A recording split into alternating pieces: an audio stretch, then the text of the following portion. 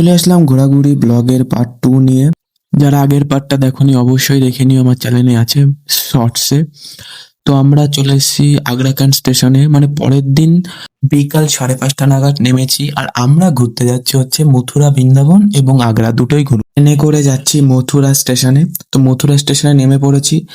মথুরা স্টেশনে নামার পরেই যে আশ্রমে আমরা থাকবো সেখানে ফোন করছিলাম যে কোথায় রয়েছে রুমটা, কারণ আমরা আগের থেকেই বুক করে এসেছিলাম। তো রুমটা তোমরা দেখে নাও, রুম ট্যুরটা এই ভিডিওটা হচ্ছে ওই আশ্রম থেকে আমাদের পাঠিয়েছিল, তো সেটাই সেই ক্লিপটাই ইউজ করলাম। আমার কাছে এক্সট্রা করে কোনো ক্লিপ নেই। তারপরে ওখান থেকেই চলে যাই মানে আশ্রমের যে ওদের রেস্তোরাঁ সেখানে খাওয়া দাওয়া করতে। তো সেখানে সবাই একটা একটা মিল নিয়েছিলাম। মিলে যেহেতু দুটো রুটি ভাত সবজি ছিল আনলিমিটেড, সেই জন্য। তারপরে আমরা ঘরে এসে খুব মস্তি করি বাচ্চারা মিলে, কারণ আমাদের বাচ্চাদের একটা আলাদা করে রুম দিয়েছিল। তো দেখতে পাচ্ছি উনো খেলছিলাম, বালিশ দিয়ে মারামারি, আর এত চিল্লামিল্লি করছিলাম, খুব বকাবকি করছিল মারা।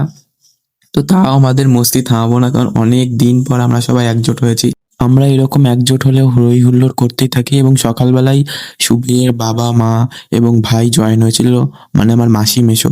তো তারপরেই ওই আশ্রম থেকে একটুখানি দূরেই হচ্ছে এই গুরুদুয়ারটা রাত্রেবেলা দেখি এতটা সুন্দর লেগেছিল যে ভেবেছিলাম গুরুদুয়ারটা রাত্রেবেলায় যাব, কিন্তু বন্ধ হয়ে যাওয়ার কারণে আমরা যেতে পারিনি।